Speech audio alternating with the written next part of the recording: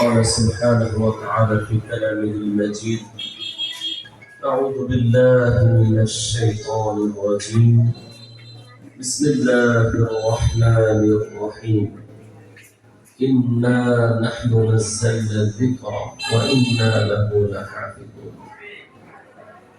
وقال رسول الله صلى الله عليه وسلم: خيركم من تعلم القرآن وعلمه، أو كما قال عليه الصلاة والسلام।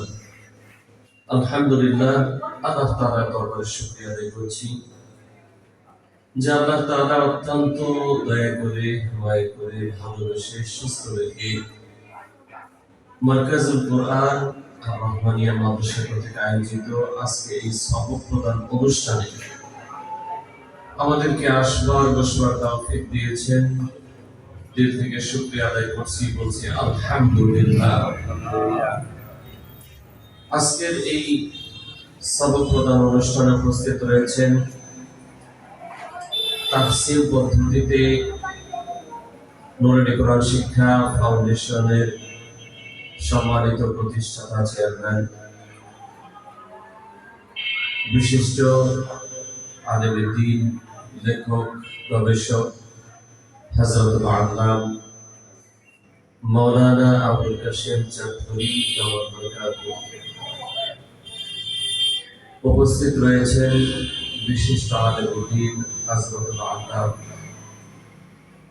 হযরত মাওলানা মাহমুদ সাহেব দাওয়াত বরকাতুহু সহ অত্র প্রতিষ্ঠানের প্রতিষ্ঠাতা পরিচালক হাফেজ মাওলানা আব্দুর রহমান শাহরুখ সহ আমার সামনে বসা অভিভাবক এবং পর্দার আড়ালে অভিভাবিকা বৃন্দ,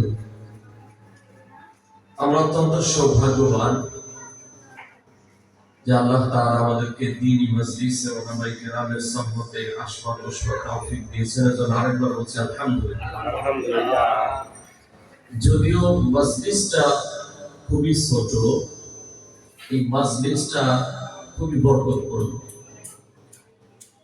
আল্লাহ রাসূল সাল্লাল্লাহু আলাইহি ওয়াসাল্লাম বলেছেন, যেখানে আল্লাহর বান্দারা বসে আল্লাহর জিকির করে, আল্লাহকে স্মরণ করে, দ্বীনের আলোচনা করে, ওই জায়গাটাকে আল্লাহ পাক তার রহমত দিয়ে ঘিরে ফেলেন। সুবহানাল্লাহ। যদি অল্প কয়েকজন লোক আমরা এখানে আসছে, অত বরকতময় মজলিসে, এজন্য আল্লাহ তাআলার দরবারে খুব বেশি শুকরিয়া আদায় করা দরকার। এই সময়টা আমরা অন্য জায়গায় থাকলে এমন হয়তো দুইজনে বসে কথা বলতেছি, সেখানে কথা যত বেশি বলা হয় তত বেশি ভুল হয় আমাদের।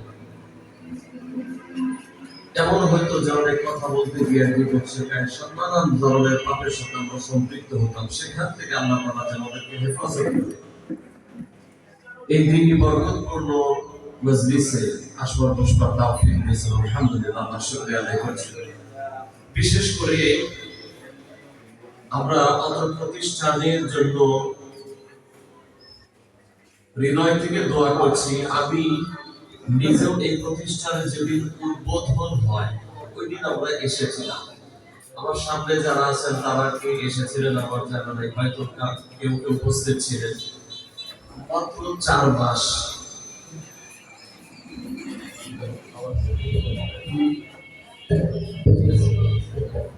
মাত্র 4 মাসের ব্যবধানে হেফজ নেওয়ার মতো উপযোগী হওয়া আমি এর আগে নিজেও দেখিনি।